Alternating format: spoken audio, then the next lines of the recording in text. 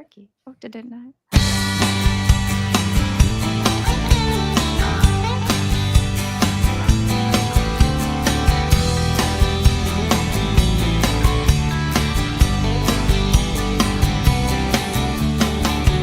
I go where everyone is friendly. I go where I am known. I go where I'm not an illusion. Where I go, I've noticed. Everybody goes there. Everybody goes there.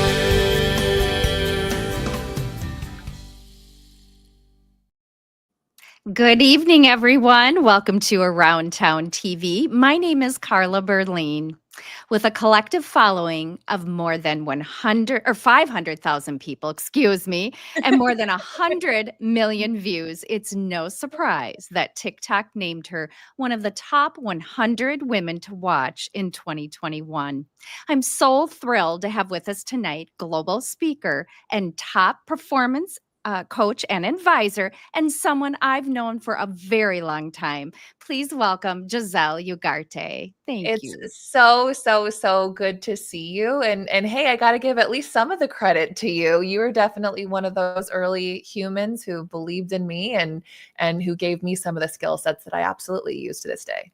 Well, that is very sweet of you. But you, I was thinking about this today. I remember being over at your parents' home when you were practicing your talent in your ballet, I believe it was, and just your dance. And I remember thinking through the pageant world, like, oh yeah, this will so be dust in her tracks one day. And I so admire you.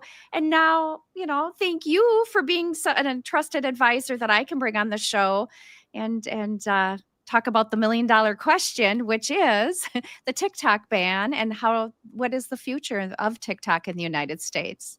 I mean, where do we even begin with that one, Carla? It is an ongoing thing. We have an extension now for 75 days. So now it's really more like 65-ish days. And Donald Trump really does believe in the ban. He was one of the proponents of the ban back when he was first elected president.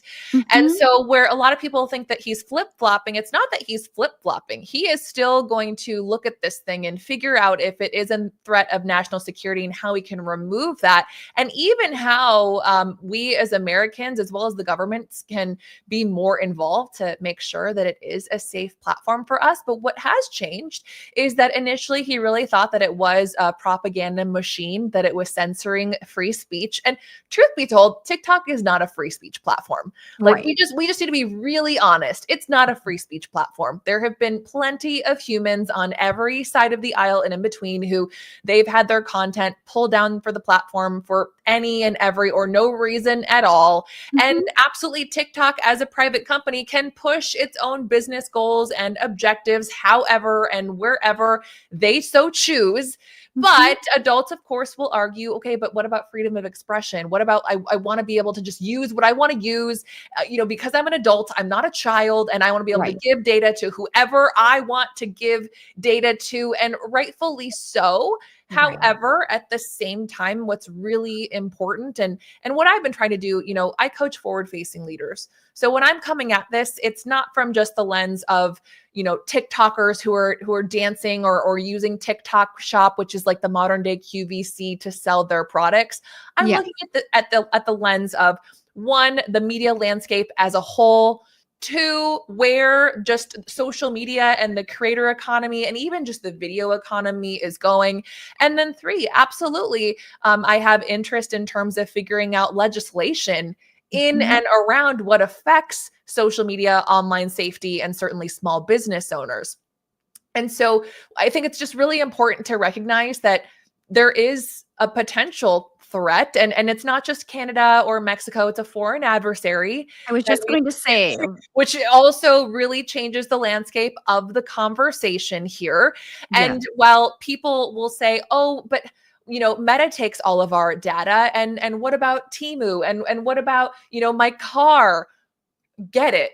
fully. Right. And if Totally. anything, that's also telling us that a lot of our legislation moves significantly slower than the rate at which technology does. But Mhm. what's also important to recognize is that years and years ago, it's been probably 20, 30 years since we've updated some of the FCC regulations that are important to this. But Rupert Mhm. Murdoch, who he had a 50% stake in News Corp, potentially more. They purchased a 20%, I think, or 25, a large stake of what we know as 20th Century Fox, Right. Fox News and Fox Corporation, all of that. And he was blocked from doing that unless he became an American citizen, because Rupert Murdoch Ah. and News Corp were Australian. And at that Ah. point, Australia wasn't Mhm. even a threat or an enemy, but quite simply, our country, understandably so, did not want a media company, a broadcast company, a news company to be owned by an international entity, something that had that much influence over Americans. And so Well, you look yeah. at something like TikTok, and, granted, the majority of the creators on that platform are from here. Um, Right. the number is significant because the actual FCC rule, the law, said 20% in terms of indirect ownership and 25% for direct ownership. ByteDance owns 20% of TikTok, TikTok. the Yeah. US version. And so that's where I firmly believe that the Supreme Court ruling Yes. around the TikTok ban, because mind you, this went through the House and the Senate and the Yes. executive branches. It also went through a district appeals court, and then it went all the way to the Supreme Court. And that Supreme Court decision was 9-0, Carla. 9-0, which is That's rare. And with right. so few dissents, there's always at least Huh. some commentary or argumentation. And there was a Mhm. little bit of that, But not a but lot. there really wasn't a lot. And I firmly believe that it's not because they felt that national security trumped freedom of speech per se. It's Right. simply, this is how we've handled national security in anything closely remotely near this Right. this whole specter. And that's just something that they recognized was, all right, well, we should take a deeper look at that. And Right. since then, Carla, like even just in the last week, when we're looking at things like deepthink, the new AI Yes. platform that has, they're calling it like the Sputnik of AI, in that here's this Chinese owned company once again ranking number 1 in the App Store. You have Mm. Temu, which is digital Right. retail, What where about CapCut? and also even Yeah. CapCut is another one, but CapCut and TikTok have been temporarily taken down from the App Store. They haven't made their way back yet, but CapCut is the editing app that is owned by ByteDance. But you have these two platforms that are collecting a lot of data, and I have no evidence to back this up, Carla, but it kind of makes me wonder, hold on, they basically copycatted a lot of what we do, but made Mhm. it cheaper and yet Mhm. benefited them. And that to me is just one more indicator of, we think, well, who's going to care about my data, the cat videos and the dog videos? But I think it has more to do with our consumer habits and what people want and what people are buying. And this Yes. has more to do with the Chinese economy, which is very much a deficit, in comparison to what's going in and out of the US and China. And people aren't fully recognizing the global impact that this could have when they take our Mm. data, as well as the influence and the power that they have with an algorithm like that, which belongs to TikTok. Well, and what a lot of people I know don't realize, a lot of your followers and mine, is this wasn't just a censorship problem. It is considered, TikTok is considered a foreign adversary app, and this whole security. Now, I'm a social media person, but because of my age, I'm mostly Facebook. I do all the mediums except TikTok, and the reason being, because I've always been afraid of the whole security issue globally. I know, and I was reminded and learned right around from September 25th till the day of the election, my Facebook and Instagram were suspended. And yep. Wow. and I could not get them back. I don't post political things. The most, mentioning similar to what you just did, just facts. And what was interesting about that, it reminded me we don't own any of these platforms. None of them. We rent space, even our websites, Google, Dropbox, all of them. And in fact, one of the things you just mentioned that a lot of people don't realize is you cannot get the TikTok app right now downloaded from Apple or Google. However, Oracle, the reason with what Trump did, Oracle's hoping there won't be fines, the threatened fines for doing this per Trump. So that's why you are able to access your TikTok if you do have that an app or online, just for that reason until the 75 days are up. But I may correct me if I'm wrong, but the way I read it and listening to you right now, it's really running illegally in these 75 days. Technically, it is. Like, technically the ban should have been in effect. And really what this extension is doing, it's simply saying that the Attorney General cannot and will not enforce the ban. And that's really the key element here, because Yes. an extension for the actual Supreme Court date order, that date's already passed. Those rules, those abilities have passed. So this was an executive order. Some wonder, okay, well, how much merit does that actually have? Well, as of now, it's on, it's happening. It's Right. those who still have the app on their phone, it's functioning, it's working, but no new people can download it. The App Store, as you mentioned, the Google Store have not brought the actual platform back. But you also mentioned something really interesting just about how, you say that you still use Facebook, which is great. And you talk about how we really don't own any of these platforms, which is so very true. And that's where it's so silly, but I've been talking about this potential TikTok ban for almost 5 years now. I know you have. And my relationship to TikTok has changed over time, as well as the landscape of the platform has changed, as the landscape of media has changed. And also because I completely agree with you. And this is what I advise my clients on all the time, which is that you need to have multiple outlets, multiple touch points, and also you need to have the contact information of the people who you want to do business with, whether that's through a newsletter or an email list, or if they are buying products, getting their information when they buy the products from you, so that way, God forbid something happens, platform disappears, or your account gets taken down for any reason or no reason at all, or maybe someone hacks you, you want your people to be able to find you again or find you elsewhere. And that's what's so very important. And I'll also be honest with you too, Carla, initially you mentioned at the beginning of the program, I was named one of the top women to watch on the platform. I have, 500,000 followers on that platform. I loved TikTok when it first came out, and I still very much have an appreciation and a respect for it. Absolutely. But I was also someone who people would say, but TikTok takes all this data for you. I don't care. They can have it. That was absolutely me. And still, it's helping my clients and anyone who consumes my content to just simply be aware of the other side of the argument. Because I was also someone who, when the first bill came out, Carla, I read every single bill or every single page. It was like 50 plus pages.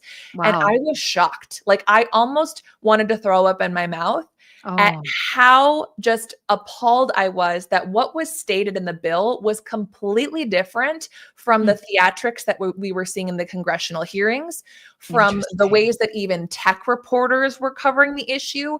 I went to a small private dinner with some very influential people in tech, Carla, and one of the popcorn questions or icebreaker questions that was asked at the table was, should the TikTok ban go through? And it was a resounding yes across the table, except for me. Oh, wow. But I realized in that moment, because we went around and I said, have you read the bill? Have you read the bill? Not a single person had read the bill. And that first bill, Carla, it didn't even list the name TikTok. They called it the TikTok bill. It didn't even say TikTok in it. Interesting. So much of the congressional hearings were about child safety. And so I was convinced that I was going to see something about the algorithm in that bill. There was nothing about the algorithm. There was nothing about children. I thought there was going to be something about data collection in that bill, about what they were allowed to take and not allowed to take. Not a single thing. If anything, the first variation of the bill put the liability on the user, not the app. So that would mean that the user would be punished for using the app. That would mean that the user would not even be allowed to use a VPN, a private secure network. It would make them illegal in the country. It also had full sections about how all users on the platform, their information would be granted to the Department of Commerce. And when I say all the information, it wasn't just TikTok or social media. It was things like webcams in your house. It was things like apps on your phone, where I was scratching my head going, why does this feel more like the Patriot Act 2.0? This makes no sense. Okay. And so the first version of the bill, I was very much, this is a matter of freedom of speech. This is not a matter of national security. Right. And that's why when the second version came out, I was also very skeptical because of how the first one looked. The second one was cut down to about 11 pages. It's the bill as we know it now. It did explicitly mention TikTok. It did explicitly mention ByteDance. Yes. And it put the onus on the platform itself, not on the user. Thank God. Thank God. And so in that sense, the bill made a lot more sense, but it just made me at that point in time so skeptical of the government, so skeptical of even the platform that was not doing a good job of explaining what this was all about. And just in general, so skeptical of just all of the different national security threats. And that's where I feel like when I talk about TikTok, I really deliver an unbiased approach. Yes, you do. I do understand that argument of freedom of speech. And also, since that moment, I did my own digging of learning more about China and the CCP, about how TikTok, as we see it, isn't even legal in China, and about just how banned there, right? Isn't it banned in China? Yeah, they do not. They don't have the version that we see. The version that they see is very much educational and value driven, whereas we, it's all across the board. And then also, not to mention, since then, a lot has changed. We had a world pandemic. We've had a fentanyl crisis. We had, up until today, a mysterious drone issue happening, which, in case you missed it, apparently, it's nothing to be afraid of. And it's our own drones and hobbyist drones. Or so they say. But it really allowed for me to see how the TikTok algorithm, as sophisticated as it is, if it was put into the wrong hands, if that data was put in the wrong hands, what a threat to not only society that it could be, but of how it could really weaponize us against ourselves. And it's not even in the hands of a foreign adversary right now. And we're starting to even see a little bit of that. And the worst of it all, Carla, is how the lack of communication from the government, the lack of communication even from TikTok, in what to expect and knowing what's going to happen. I mean, TikTok blacked out for almost 24 hours, and even internal employees had no idea what was going on, what was going to happen. Was it going to be permanent? We still don't totally know. And we got a firsthand front row look at how it doesn't matter if you are a politician, if you are a leader or a business owner, or even a head of household. If you don't talk to your people, if you expect for them to do their own research, you're going to lose trust. And so then what ended up happening is you had all of these users who were flocking to RedNote, the app that is basically China's version of TikTok, that is very much surveilled and censored by the CCP, all because they said, you know what? I don't even trust you guys. So screw it. I'm going to go on this platform and I really don't care who has my data. That type of rebellious behavior is just a testament at how horrible the trust really is through and through, and how we need to do a much better job at communicating throughout this entire country, administration, media, news, business, all of Right. Well, so potentially so dangerous. And for those who aren't aware, Trump did start this in July of 2020. However, it has changed, and even he himself, Barron helped him set it up this last summer, and he did so well on TikTok. They're saying that demographic that he won by 36 points, and they're attributing that to TikTok. So he sees the value. He knows there's a lot of people who make their income off of it, and he knows how important that is, which is why he did this to figure it out. But now they're wanting somebody to buy it in the United States to be majority owner, correct? Yes. So And lots of different gossip on who and Microsoft, and people are saying no, they haven't even talked to us. Yeah. yeah, yeah. Well, again, I'm someone who I'm more pattern recognition, Carla. Like I'm less about the gossip and more about like, okay, you guys are all saying this, but this is a big magic act. Like let's look at what's actually happening beneath the surface. And so, when it comes to what could possibly happen here, Trump has put out his own thoughts, his own first impression thoughts when he initially, the ban took place the day before he took office. Right. And then one of his first executive orders was this extension that you and I just talked about. Right. But he took to Truth Social and he expressed that first impression, first thoughts are, what if we had a joint venture? Mhm. And this joint venture was 50% owned by the US. And then that way we can ensure that, there's no national security threat. We are fully involved. The US government gets to decide who that person is. Initially, when I read this, Carla, I thought that the 50% ownership meant that they would buy out ByteDance. Oh. And also that this would just be 50% owned by an American-based company. Because would it really be like 50% like an American-based company and the American government? Right. But now I'm hearing more people interpret it, and also the most recent actual serious offer, which was from Perplexity AI. Oh, it was. They modified their offer to say that it would be a joint venture between them and the American government. Now, Oh. when I heard this initially, and I'm not neglecting this thought. Initially, I was No. like, wait, the government owning the media, the platform, isn't that exactly what we're trying Right. not to do?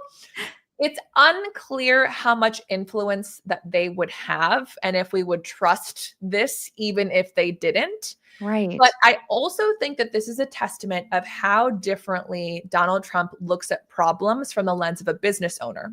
Right. Because this would not be the first government-sponsored type program. I would potentially compare it to something like the Fannie Mae, Freddie Mac loans programs. We know how that went. Right? Yeah. But something that I've heard amongst the tech community and venture capitalist community is that, the government gives out so many loans and grants all the time to small business owners. What if we started to look at them almost like a silent investor? Oh. Where if they were to give money, that when if that company was successful and went public, they then would get that money back and then some and more, and it would go to help and stimulate the American economy. When it's put into those terms, I can't help but to be like, that kind of makes sense. Yeah, it does. It does. I don't love the idea of government-owned media, although Right. we definitely do have some government-funded platforms to be able to allow for the voices of the people to exist. Mhm. But when I think about so many of the ways that we're trying to cure the national debt, which is just out of control, and not enough people give enough credit to that as being a true issue that we're facing right now, it really makes me go, I don't know that would be the worst idea. Now, Trump hasn't said 100% if he's okay with that or if he endorses. Yeah, I have not heard that either. I know of. Right. But what I do know is that ByteDance has been consistently not even lifting a finger of interest of intending to sell. That to me speaks volumes. Like they're willing to walk away from multiple offers, multiple hundreds of billions of dollars with or without the algorithm, which Yep. in the court hearings, they said that even without the algorithm, it would be physically impossible on any timeline, or Mm. perhaps they just don't want to. Yeah. That to me makes me wonder if it could potentially give them significantly more leverage, more than perhaps the leverage that we have of the billions of dollars that they would lose from the American business owners that would no longer be on the platform. And I just believe it is very telling if they It is. aren't even considering an offer. Because I've been reading about, even YouTube star Mr. Beast was interested, and just, the various people that are, and then even Elon Musk and certain people saying, I think the owner of, I don't know if it was Oracle or something, is friends with Trump, and Trump's like, he hasn't even spoken to us about it. So it's Yeah. interesting, of course, all the false and misinformation and disinformation. But so do you think the deal will go through, or do you think, you don't know? It's honestly something that so far what I've witnessed feels like more of a PR stunt than anything. It's Hmm. definitely giving Kevin O'Leary a lot of on-air time. I had no idea what Perplexity AI was until I saw this offer. Mhm. But I certainly would like for it to occur, because I'm thinking about all of these small business owners who their Right. livelihoods depend on this. Right. But me personally, and even when the initial ban went through, I had Mhm. already mourned the loss of this platform years ago. It's not the community that I used to know, although I know Okay. that they exist. Right, So right. I would not be sad to see it go. And Interesting. but what I will say is that the reason why I would want it to stay on top of the small business owners is I do think competition is really healthy. I Yes. definitely would not want Elon Musk to own it, not Mhm. because he's Elon Musk, but Right. because he already owns a platform. Right. I would Mix really it up. want it to go to a new voice, or potentially, if it is going to be Mr. Beast and a whole bunch of Right. other a bunch of other people who are not politically swayed in either direction, and who believe in free speech and in the small business owner first Can and we foremost, and the can we safety really of our find that country. person? I don't feel like we Girl, can. I don't know. I really don't know. But Right. I do think that, if it's a matter of national security, and if China's winning a lot of races right now, that it might not be the worst thing to see it go. It pains me to say that. It really, really does. But I Mhm. want to be able to, in a perfect world, I would like to have someone create the TikTok that was in 2020. Okay. No, there was no filter. There were no photos. There was no TikTok shop. And it was so community driven and education Yes. driven and value driven. And that was a platform that Nielsen did a huge study where people who spent extensive periods of time on the platform actually felt better about themselves. Interesting. Versus now, and so many other platforms, you spend extended periods of time on it and you feel worse, or you hate the Mhm. world, or you hate yourself. Well, I And attribute a lot so, of the depression and anxiety with kids from social media. yeah, I yeah, mean, that's kind of common sense. A lot of people will state that as well. yeah. Wow. So this is, yeah, It's a lot. And it's heavy. but I do think that there's so much about social media happening in the mainstream right now that I hope it's sparking conversations, whether Mhm. it's for families, or you mentioned kids, for example. I don't think that kids should be on social media. I use the word kids loosely, because to me, kid is anyone under the age of 18. Yeah, But agree. all of these platforms have rules of you're not allowed to be on the platform if you're under the age of 13. I Right. still think that age 13 is too young, but where so many parents are thinking, well, whatever, who cares, or they're not even paying attention. Absolutely not. Right. Absolutely not. Right. No. I'm not saying avoid it altogether. But I love social media. I believe in it. It's done Same. so many wonderful things for me. It's helped me to be a more authentic person. It's helped me to embrace my flaws. But if the parents You don't don't even have know how any to have a flaws. healthy You're relationship perfect in with my it, eyes. no. If parents don't even know how to use it or to have a healthy relationship with it, how are they going to extend that to their children? Or if they're expecting it to be the parent, No. And especially with the rate at which AI is moving. I mean, there used to be a time even on TikTok where it would detect a face of a child and it would actually take the video down. It would suppress the video, especially if that child was alone. And now we're seeing a lot of these guardrails fail, Yes. or perhaps they don't exist anymore. And we're Mhm. hearing more and more. I mean, I don't mean to scare anyone, but we're hearing more and more about how predators and some of the most violent, horrible people are using social media as a recruitment tool for children, Mhm. as a trafficking tool for Yes. children. And so if anything, one of the things that I've really changed my tune about over the last several years, it used to be, okay, if you're going to show your kids, keep it on private, or, who cares? If anything bad's going to happen to your kid, it's from somebody who, like, it's not that big of a deal. And now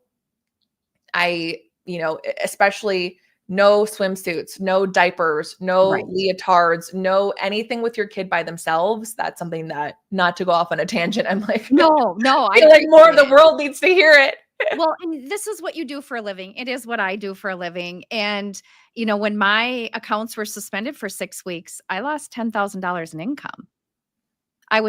I did a workaround to save the rest of the income, but it's like, that's when it really hit me again, even though, I just really, and I thought I had diversified, but because my biggest following is LinkedIn and, mainly Facebook, and then LinkedIn and Instagram second. And a lot of that's my, age, but then, there are people my age that have a ton of people that follow them. So it's just more of where I think mine was to my show being on broadcast for 20 some years and then taking it to live stream. And that's where a lot of my viewers were.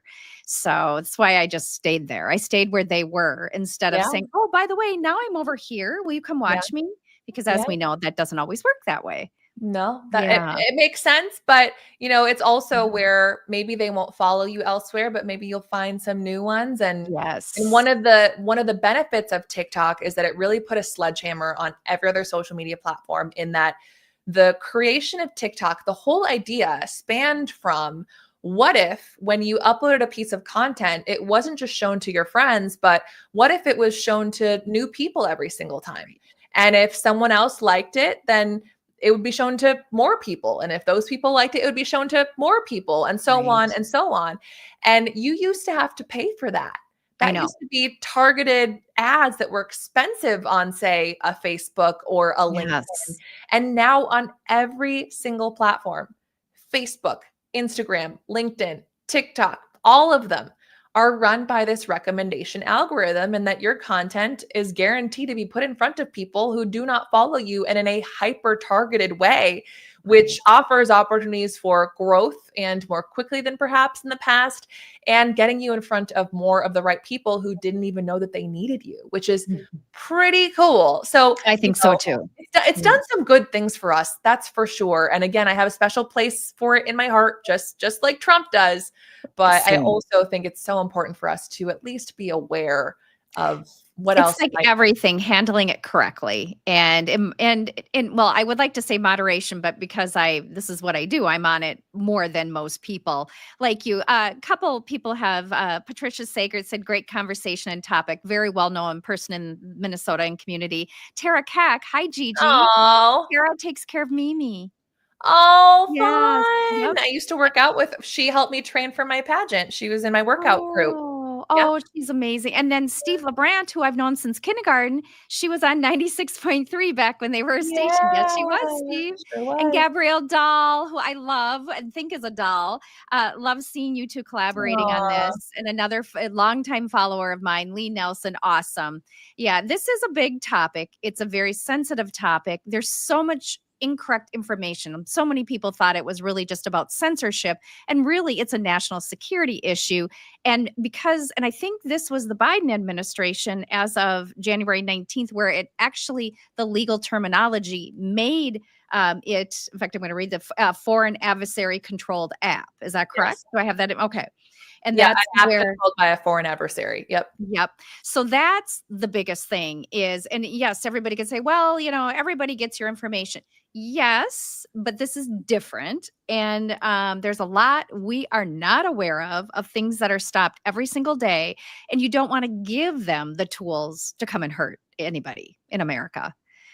So, and that it's just a kind of you go with your gut, and I always have with TikTok. There's a couple other things that as we were talking that I've still, even moving forward, I'm just very, I always follow my gut, and my gut told me to be careful, even though I probably missed out to making a lot of money on TikTok. But I just thought, safety, you can never be too safe. And now that is coming to, kind of fruition. It's like, ooh, and there's so many people that would come to me and go, "Hey, will you handle my social media?" Absolutely, but I don't do TikTok. And they're like, "What? Why? Why?" Yes, yes. Yeah. Yeah. And even the Upper Midwest Emmys, who I've been on the board of governors for 9 going on 10 years, same thing. I'm like, I am happy to jump in and do everything. Now, with that, I noticed you had done a quick video on Instagram, was where I saw it, about kind of the choose me. Instagram now is trying to jump in, as are others. Do you feel like some of the TikTokers will, if it does end up being banned, will end up going towards Instagram or any other medium?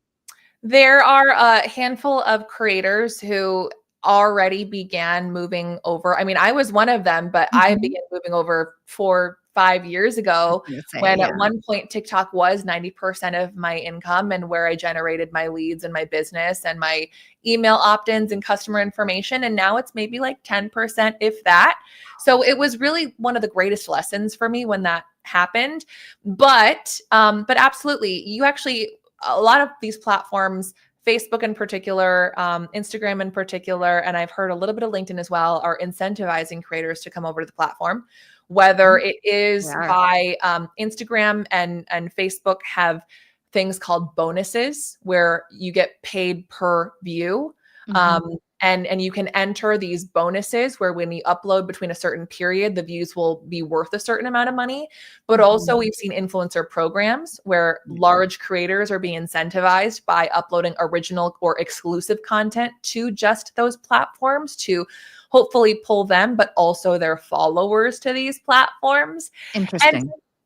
And I've also, seen a handful of creators who I would maybe put myself in this camp too, who they're just feeling a little burnt out from TikTok, whether it's because of the conversation around it, the concerns that they have, or they just didn't like the ways in which they weren't communicated to, where maybe they don't see it as a national security threat. Maybe they do see it as a freedom of speech thing, but they just really did not like how TikTok's leadership sort of left them in the dust. And it was 16 hours. They want to go elsewhere, or they want to have something like a newsletter or a paid program or a closed community of their own where they're able to communicate with their humans who follow them.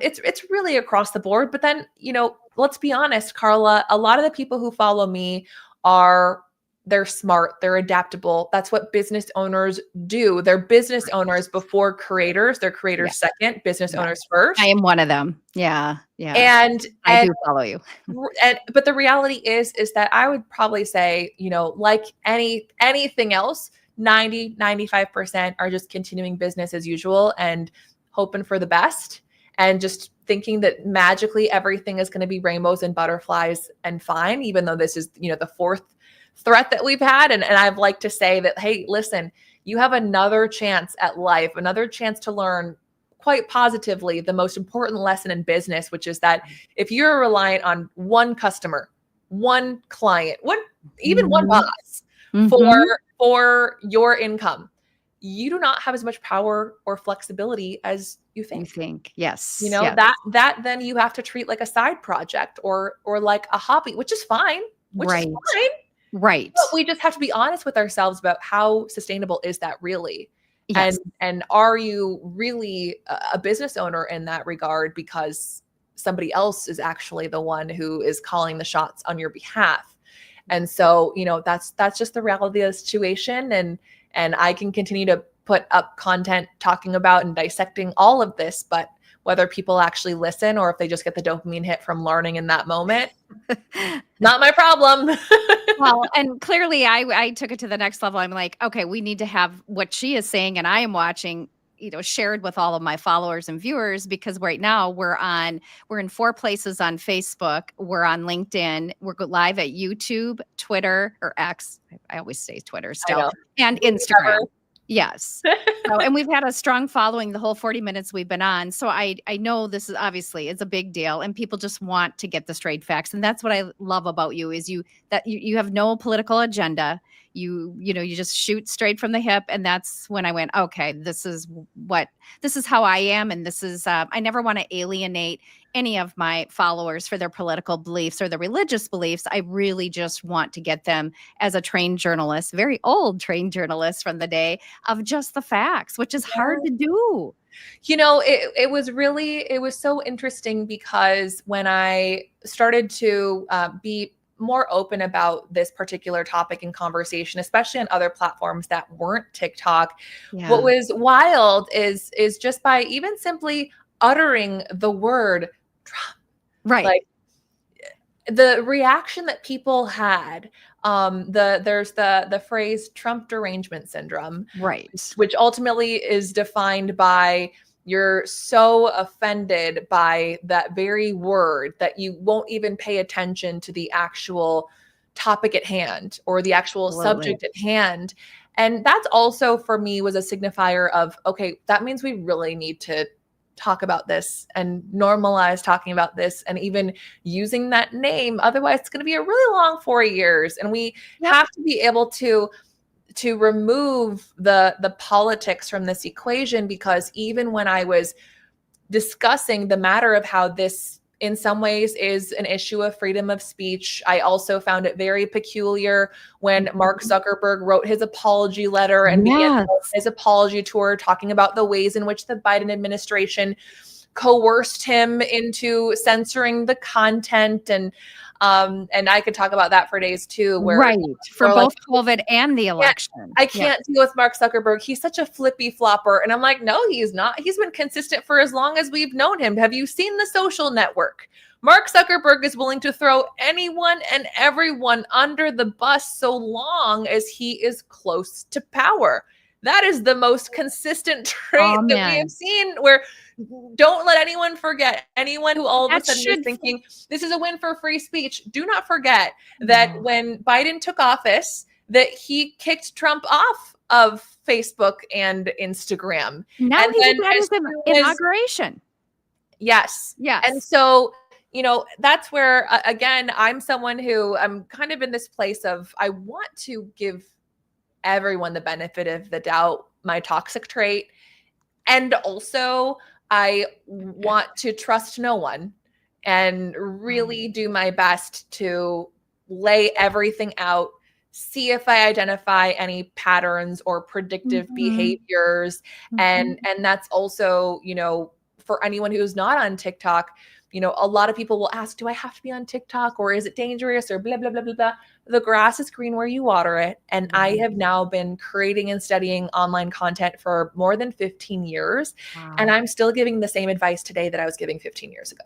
Like I mentioned at the beginning of this call that, you helped me with pageant training now more than 20 years ago, like 20-ish years ago. And even those are still lessons of communication that I still use to this day. I was watching the first press secretary, thing today at 1:00.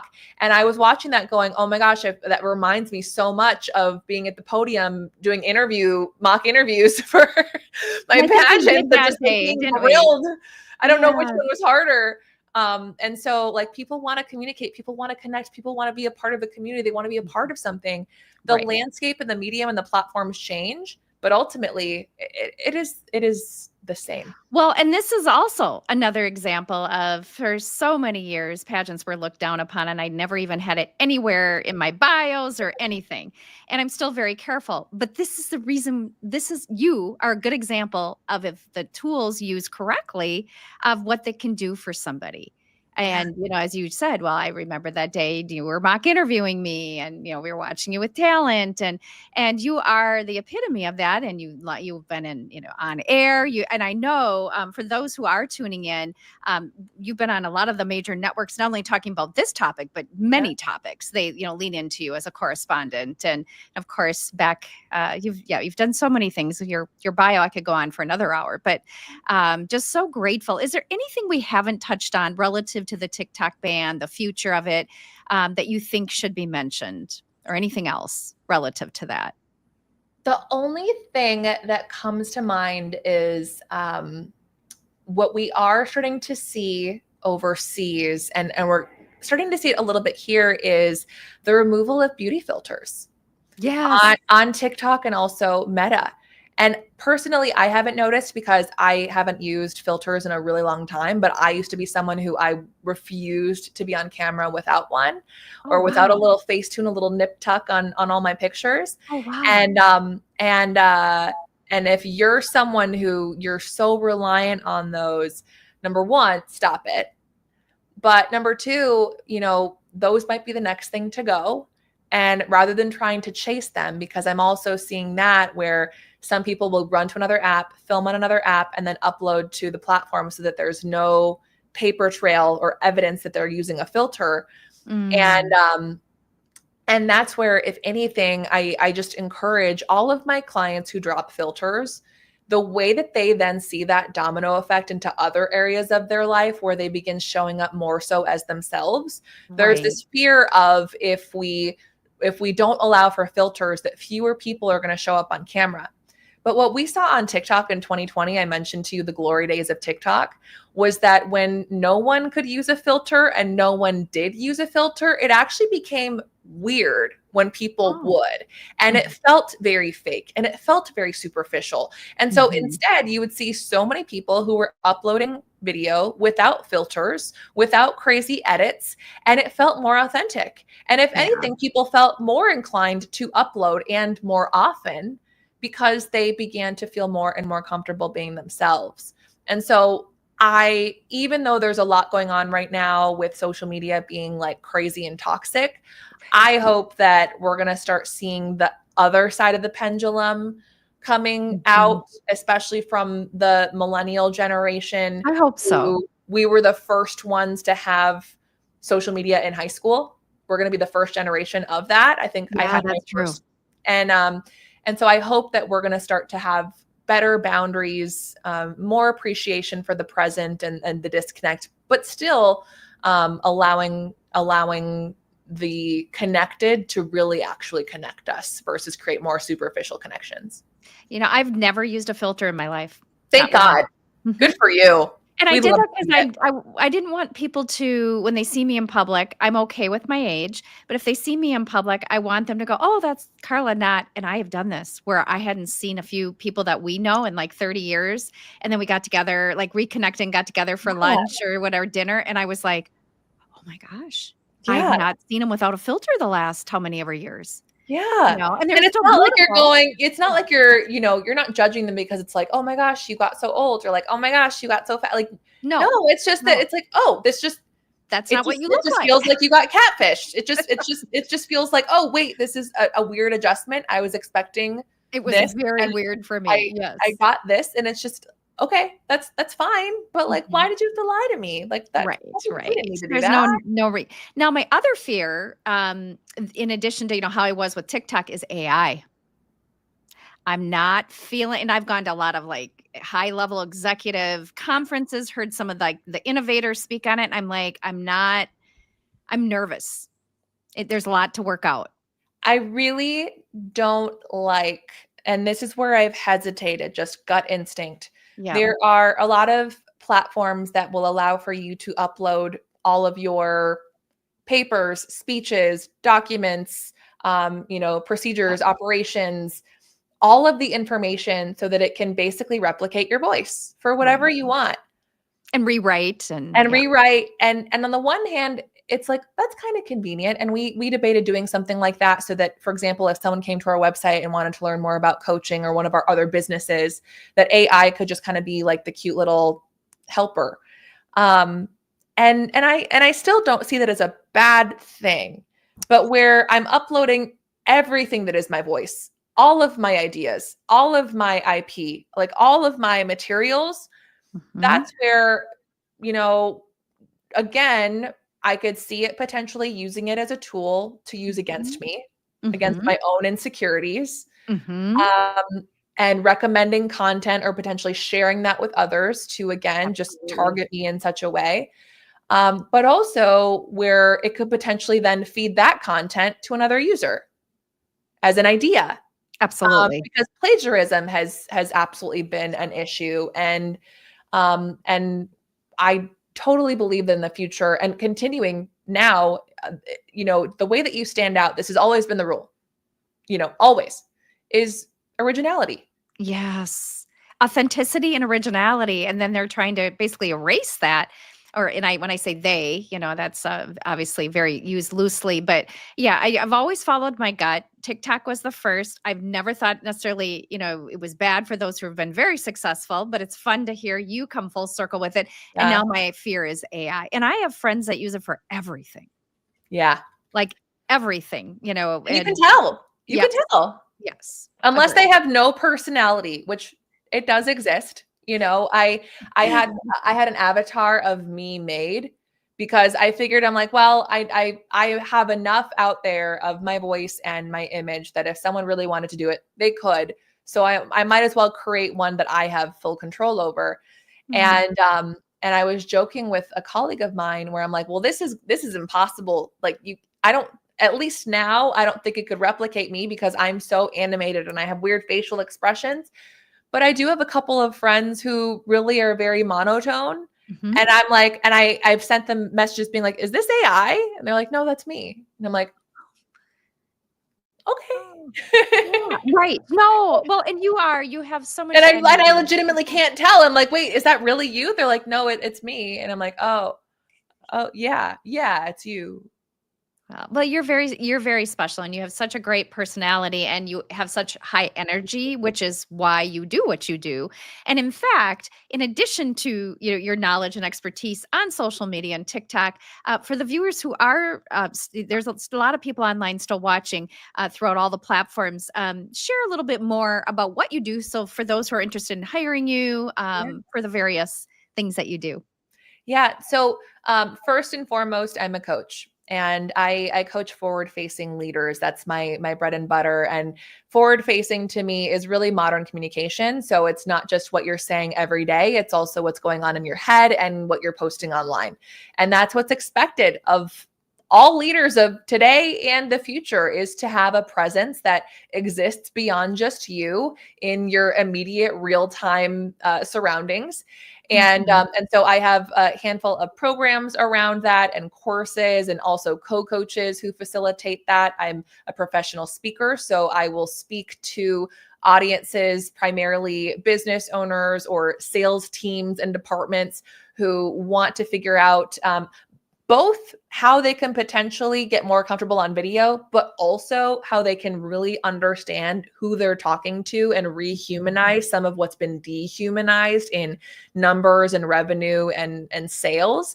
Yeah. But then I have a couple of other business on top of that. I have a speakers bureau where you can hire other speakers besides just me, content creation. And then there is my on-air correspondent work that, I feel like I'll always have a soft spot for that. And if anything, might even be taking a bigger seat in the next few months here, because I have been getting so excited covering a lot of this legislation and the news and really just the ways in which we're seeing communication in new ways. And I'm really passionate about helping people to have mature conversation, but in a way that's authentic to you, and even redefining what professional means to you. I love to hear that because I see you doing more and more of that. Just it feels when I watch you, and it's a natural fit for you. I noticed you've been doing a lot of coaching with the real estate industry. Is that one of the biggest categories you've been working on lately? It's a contagiously referral based business. So Okay. it's not even something that I've niched into, but could probably do in my sleep, to be Right. honest. Right. It's been a community that's been very embracing of me. And also, real estate agents, they're kind of like the first real life influencers. If you think about it, like before social media, you had the real estate agent on the bus or the bench or the football game or the bathroom stall. And so typically when it comes It's to true. trends for business owners, a lot of times real estate agents, at least for now, we'll see where real estate goes, but they're typically the ones who are the brave ones to go first and try it out, because so many of them might have the support of a brokerage, but yet they're a solopreneur at heart. And Mhm. so that type of a business owner is definitely that service-based professional, that sparkly ball chasing visionary, that person who's willing to take a risk and feels like they want to put themselves out there in a bigger way. That's definitely the type of leader who I typically work with. Love it. Well, I am just so grateful for your time because I know how busy you are. And Thank you. yes. And if there's anything else you think before we sign off here that we haven't covered that you were like, oh, yes, I wanted to make sure I shared this, feel free. No, I mean, can you think of anything? I mean, if anybody has any questions, I'm happy to answer. Yes. But there's so much. There's so much, and I'm just grateful that a lot of times when people ask me about the TikTok ban or social media legislation, typically we have like 3-4 minutes tops. And it's such a rich issue with so many different layers to it and a long history behind it for what we've been seeing, not just in the last year or 2 or 4, but we even went back to 1985 today. And it's, to be able to have the time and space to allow for that to breathe is really important, and why long form content is so important. Well, and typically, even in my hour-long shows, I have just like a couple pages in front of me. I have 9 pages in front of me right now. They're like strategically. Yeah, just so, with notes and like the timelines, just so, I mean, and you covered it all, but I just wanted to make sure. And I'd studied it and researched it and remembered most of it, but still, I didn't want to repeat anything inaccurately. So yes, you're right. There's a lot there. And thank you. I just can't thank you enough. And if you, it'd be fun to bring you back on as this evolves, but as time permits, I know you're so busy, but we're just grateful. And for those who are watching next Tuesday evening, I know this time of the year, everyone does that whole weight loss, New Year's resolution, but weight loss has been a big topic to everybody in the past couple of years with so many different means to make that happen. But I have someone who's going to be joining me next Tuesday evening at 7 p.m. that you will want to tune in and listen to. It's like the real inner. It's talking about just you and what we can do to all help ourselves lose weight. And it's really a cool program she has. So please join us. And again, thank you. Thank you. And if anyone has any questions, Instagram and LinkedIn is typically where I check my messages the most, although they've been a little crazy lately. But I love seeing questions, answering questions, because that's also where I get ideas for my content. So I so appreciate if you enjoyed watching this to please reach out. That sounds good. And before we sign off, oh my goodness, yes, we had a lot of people on all the platforms. So thank you again. Thank you all for tuning in. And I look forward to seeing you all next week, 7 p.m. Central Standard Time, right here on Around Town TV Live. We'll see you then. Bye-bye.